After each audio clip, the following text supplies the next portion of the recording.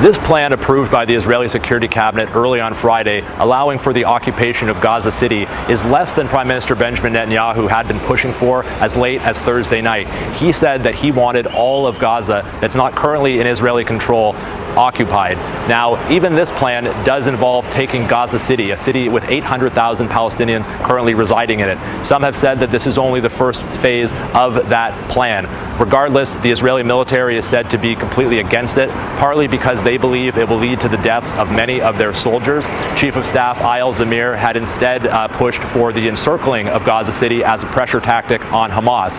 Some analysts say that even this plan, this threat to occupy Gaza City, is itself a pressure tactic, a ruse meant to push Hamas into making concessions at the ceasefire negotiations that had been underway in Doha, Qatar. However, Prime Minister Benjamin Netanyahu is under a lot of pressure from his far-right coalition members.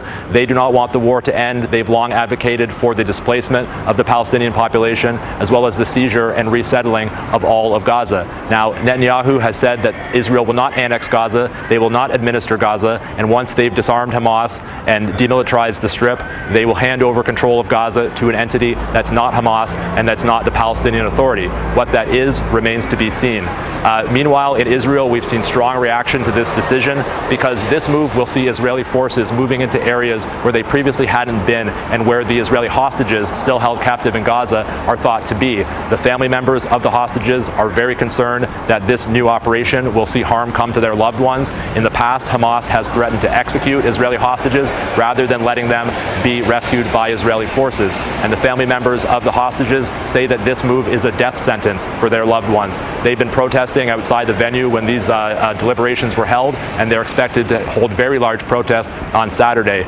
Meanwhile, the international community is very concerned about what this move will mean for the Palestinian civilian population, the 2 million strong Palestinian civilian population who are living in areas where Israel currently doesn't occupy. And as they push into these areas, the hunger crisis, the starvation crisis we've seen is expected to get much worse. We've now seen international reaction, international condemnation to this plan. Germany has just announced that they will halt arms exports to Israel over this issue. UK Prime Minister Keir Starmer has said that this plan is wrong. He's urged Israel to reconsider, and Australia has said that Israel, in doing this, is going down the wrong path. So if they go forward with this plan, we expect to see diplomatic pressure continue to pile on Israel over this move. Blake Sifton, SABC News, Tel Aviv.